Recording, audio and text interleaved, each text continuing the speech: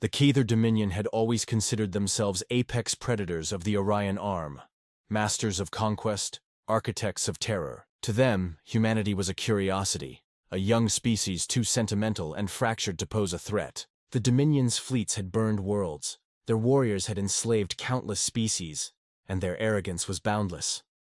When their scouting frigate discovered the remote mining colony of New Horizon, they did not see civilians or settlers. They saw opportunity, resources, slaves, and a chance to remind the lesser races who ruled the stars. The assault lasted only 27 minutes. Keither gunships descended like steel vultures, raining plasma upon domes and habitats. The atmosphere boiled. Rock turned to glass. Children screamed over open comms, begging for evacuation that never came. In orbit, a single human survey ship, the Artemis Dawn, tried to flee. Its captain, a woman named Commander Evelyn Shaw, sent a final distress call toward Sol. The message was brief, static-laced, and filled with smoke. They came without warning. Civilians dead. My crew gone. If anyone hears this, don't mourn us. Make them remember. Moments later, the Artemis Dawn was vaporized, its debris scattering like ash across the void. The Keither commander, Lord Vraxel, stood before the wreckage with a sneer curling across his fanged mouth. So fragile, he said to his crew. They crumble faster than their brittle machines. This is what passes for Terran courage? He laughed, and the laughter echoed through the comm channels of the Dominion fleet, mocking, triumphant, venomous. They didn't know that somewhere in Sol, someone did hear. Who? The weight of mockery weeks later? Keither media across a dozen worlds played footage of the massacre, turned into a propaganda reel. Their announcers mocked humanity's so-called Federation Charter of Peace, calling it a document of cowards. In their war councils, the Keither generals jested about Earth's weakness. They will send envoys, not soldiers. They will write letters, not launch ships. They are too fractured to fight back. They believed humanity's restraint was cowardice. They believed that the silence from Earth was submission. But silence, they would learn, is not surrender. It is the inhale before the roar. On the colony worlds still loyal to humanity, whispers began. Messages spread in encrypted bursts through dark space channels. Words like vengeance, retaliation, directive black. Across the human systems, production lines went dark to the public eye. Shipyards sealed themselves behind stealth barriers. Unknown vessels began to vanish from civilian registries. And in the depths of Luna's military archive, a project long thought forgotten reawakened. Project Nemesis the Keither celebrated. While Earth prepared for war, they didn't see the storm.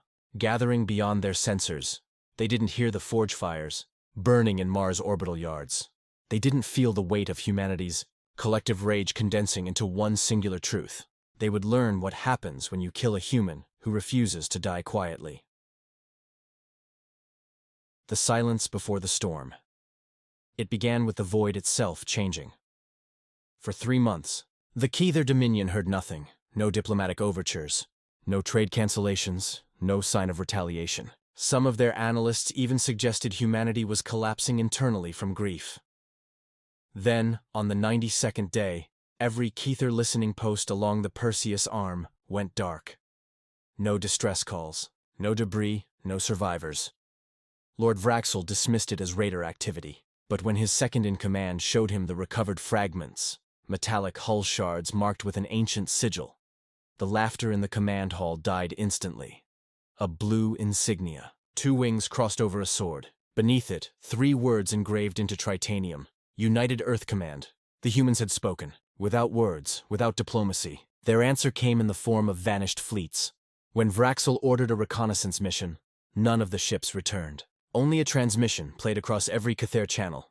You thought one human was weak. You should have killed us all. The voice was cold, genderless, synthesized through distortion. But behind it, every Keither who listened could feel the weight of human fury.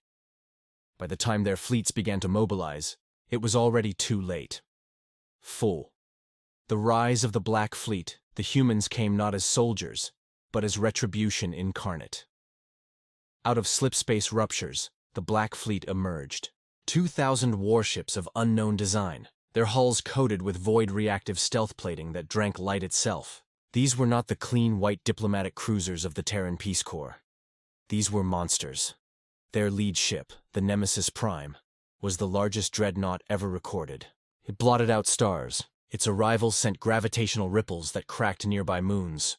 When its comms activated, a single message broadcast across every Dominion frequency. By order of the United Earth Command, you are guilty of genocide. Sentence extinction. The Keither laughed at first. Their fleets outnumbered the humans 3-1.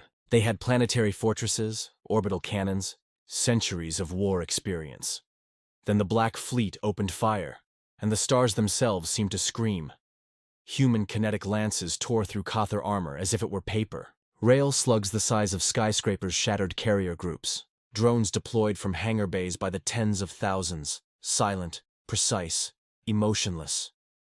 The humans did not broadcast battle cries. They did not taunt. They simply erased. Each strike was surgical. Every planet that had hosted the attack on New Horizon was systematically reduced to molten glass. When Keither civilian channels begged for mercy, their pleas were met with a cold, automated reply. Mercy was at New Horizon. You burned it. The fall of Vraxel Lord. Vraxel fled from system to system, watching as his empire burned behind him. Entire fleets, destroyed in seconds. Colonies, annihilated by kinetic bombardment. Even the Dominion's capital world, Vrakun, fell under siege. Its atmosphere ignited when orbital platforms were overloaded by human cyber warfare. An attack so elegant and merciless that it turned the sky into fire. On his final day, aboard the crippled command carrier Harbinger of Dominion, Vraxel stared into the void and saw it filled with human ships. Thousands of them, arranged in a formation so vast it eclipsed his sun. In that moment, he understood what his ancestors had whispered about humanity centuries ago, those first Terran explorers who had come in peace but carried the fire of gods behind their smiles. He activated a desperate, "Come, humans," he rasped. "We surrender. Spare the Dominion. We acknowledge your strength." The response came not from a diplomat, but from Commander Evelyn Shaw, her voice resurrected, preserved as the AI core of Nemesis Prime. "You mocked one human's death. Now you face all of humanity's wrath." The Nemesis Prime charged its main cannon, a weapon designed not to kill ships, but to erase civilizations. The beam fired, and the Harbinger of Dominion ceased to exist. The Reckoning of the Galaxy. The war lasted 11 days.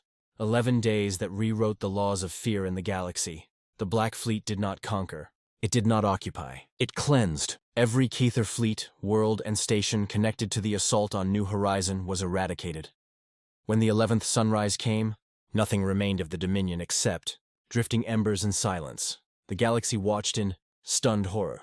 The same species once mocked as diplomatic primitives had unleashed a retaliation, so methodical and total that even the warlike Threx Confederacy sent immediate emissaries, offering peace treaties. On the fringe worlds, bards began to whisper a new phrase. Anger the Keither, and they send armies. Anger humanity, and they send extinction. The Nemesis Prime and its fleet vanished soon after, slipping back into deep space. No human records acknowledged their existence. Official statements from Earth claimed no knowledge of any retaliation. But those who saw the burning skies knew better. Humanity did not roar. They responded, with the precision of a scalpel and the fury of gods. Seft. The whispered fear years later. On a neutral world orbiting the Veil Nebula, a young alien scholar asked an aged merchant about the Black Fleet. The merchant went pale.